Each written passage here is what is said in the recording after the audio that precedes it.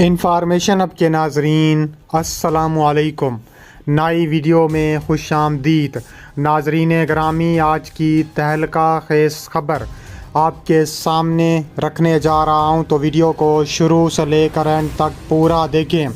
چین کی کئی ہزار فوج کو جنگ کا حکم دے دیا گیا، شی جن پنگ خود میدان میں آ گئے۔ امریکہ بھارت چین پر حملہ کرنے والے ہیں، نئی جنگ آنے والی ہے۔ ویڈیو کی تفصیلات میں آگے بڑھنے سے پہلے ہماری ویڈیو کو لائک کر دیں، چینل کو سبسکرائب کر کے بیل آئیکن پر ضرور کلک کر دیں۔ ناظرین گرامی، چین کی کئی ہزار فوج کو جنگ کا حکم شی جن پنگ نے دے دیا۔ تفصیلات کے مطابق شی جن پنگ نے بھارت کے خلاف بھرپور رد عمل دیتے ہوئے کہا ہے کہ اب وقت آ گیا ہے کہ بھارت کے خلاف جنگ کا طبل بجایا جائے۔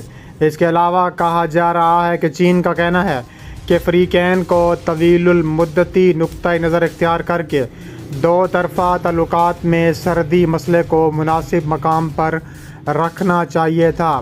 بھارت اور چین کے درمیان سرحدی تنازع کے حوالے سے بھارتی وزیر دفاع کے بیان کے دوسرے روز چین نے نئی دہلی کے موقف کو مسترد کرتے ہوئے کہا ہے کہ بین الاقوامی سرحد پر اختلافات کو معمول کے مطابق منظم کرنے کی ضرورت ہے۔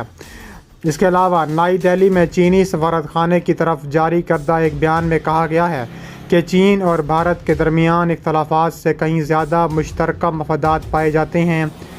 اس کے علاوہ کہا جا رہا ہے کہ چینی سفارت خانے کی طرف سے جاری بیان میں کہا گیا ہے کہ دونوں فریقوں کو طویل المدتی نقطۂ نظر اختیار کرنا ہوگا، دو طرفہ تعلقات میں سرحدی مسئلے کو مناسب مقام پر رکھنا چاہیے۔ اس کے علاوہ کہا جا رہا ہے کہ چین اور بھارت کے درمیان اختلافات سے کہیں زیادہ مشترکہ مفادات ہیں۔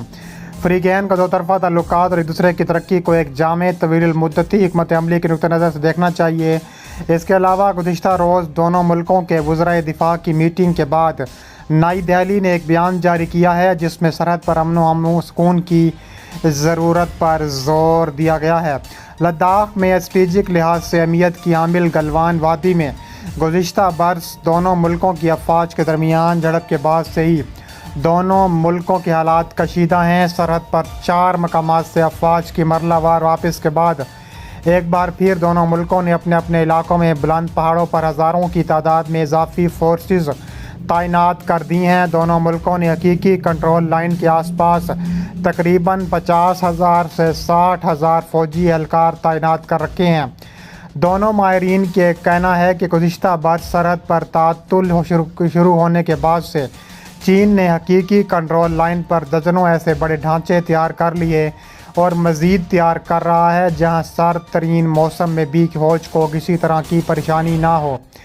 بھارت اور چین کے درمیان شمال مشرقی علاقے سکم سے لے کر مشرقی لداخ تک تقریباً 3,000 کلومیٹر لمبی سرحد موجود ہے۔ بیشتر علاقوں میں لائن آف ایکچوئل کنٹرول قائم ہے اور دونوں ممالک آمنے سامنے بھی آ چکے ہیں۔ اس کے علاوہ مشرقی لداخ میں چین کی سرحد سے ملحق چوشل گاؤں سے تقریباً 30 کلومیٹر کے فاصلے پر اور سرحد سے محض چند کلومیٹر دور پہاڑوں پر خانہ بدوشوں کا ایک خاندان بھی خیمہ زن ہے۔ مشرقی لداخ کی 70% سے زیادہ آبادی کہا جا رہا ہے کہ وہ چین کے کنٹرول میں مکمل طور پر آ چکی ہے۔ اس کے علاوہ 14 جون 2020 کو گلوان وادی میں معمول کی پیٹرولنگ کے دوران انڈیا اور چینی فوجیوں میں خون ریز جھڑپ ہوئی تھی جس میں انڈیا کے 20 اور چین کے کم از کم 4 فوجی مارے گئے تھے۔ اس کے علاوہ کہا جا رہا ہے کہ ان جھڑپوں کے درمیان چینی فوج LAC پر کئی مقامات پر اپنی پوزیشن سے آگے بڑھ کر انڈین کنٹرول کے علاقے میں داخل ہو گئی تھی جہاں سے بظاہر وہ پیچھے آج تک نہیں ہٹی ہے۔ اس کے علاوہ کہا جا رہا ہے کہ لداخ پر چین کا بھرپور رد عمل سامنے آ رہا ہے۔ چینی امور کے ماہرین پروین ساری کہتی ہیں کہ یہ ڈس انگیجمنٹ چین کی شرائط پر ہو رہا ہے۔ انڈیا اور چین نے گلوان وادی کے ٹکراؤ کے بعد ماسکو میں ایک معاہدے پر دستخط کیے تھے 2020 میں، جس کے تحت یہ طے ہو چکا ہے کہ دونوں ممالک صرف ڈس انگیجمنٹ کریں گے اور وہ ساری ڈس انگیجمنٹ چینی شرائط پر ہوں گی۔ ان کے مطابق یہ بھی طے ہو چکا ہے کہ چین اپریل 2020 کے لے کر اب تک انڈین زمینوں پر قبضے سے پہلے کی پوزیشن پر نہیں جائے گا۔ تیسری اہم بات اس بات میں یہ ہے کہ جو لائن آف ایکچوئل کنٹرول ہے اسے بارڈ ایریاز کا نام دیا جا سکتا ہے۔ اس کے علاوہ کہا جا رہا ہے کہ انڈیا کی امریکی ڈرونز کی خریداری کی وجہ سے چینی سرحد پر کشیدگی بڑھ سکتی ہے۔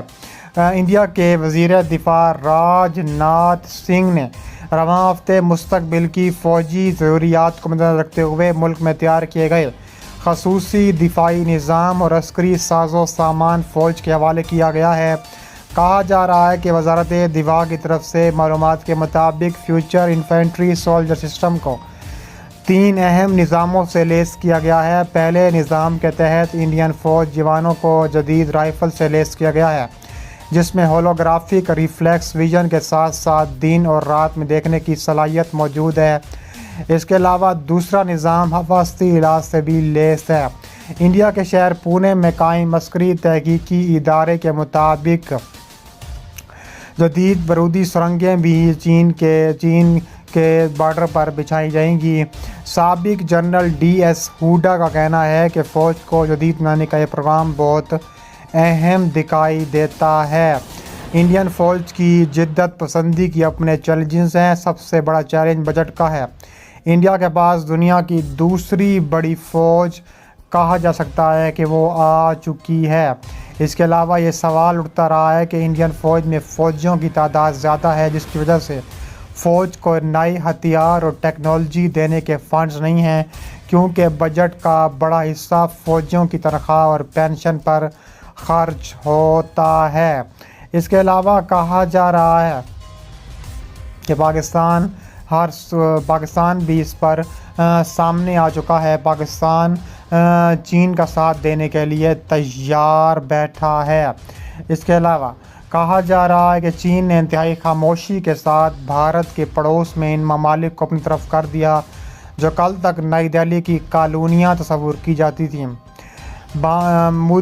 اس کے علاوہ آج مشرقی لداخ کے سردی علاقوں میں کئی کلومیٹر چین اندر تک گھس گیا ہے، واپسی کا نام نہیں لے رہا، بلکہ اب تو بیجنگ پوری وادی گلوان میں دعویٰ جتلا رہا ہے۔ گو کہ تازہ مرحلہ سمیت اب تک مقامی کمانڈروں کی سطح پر مذاکرات کے 3 ادوار ہوئے اور 6 جون کو متعدد مقامات پر پیچھے ہٹنے پر بھی اتفاق کیا گیا تھا، تاہم بات آگے نہیں بڑھ سکی بلکہ الٹا کشیدگی بڑھتی ہی چلی جا رہی ہے۔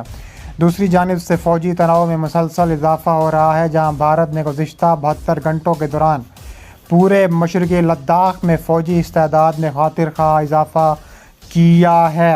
وہیں گلوان وادی اور پینگانگ ٹسو جھیل سے جو تازہ لائٹ تصاویر سامنے آئی ہیں وہ ظاہر کر رہی ہیں کہ چین زیر قبضہ متنازع راجی سے واپسی کے موڈ میں ابھی تک بالکل نہیں ہے۔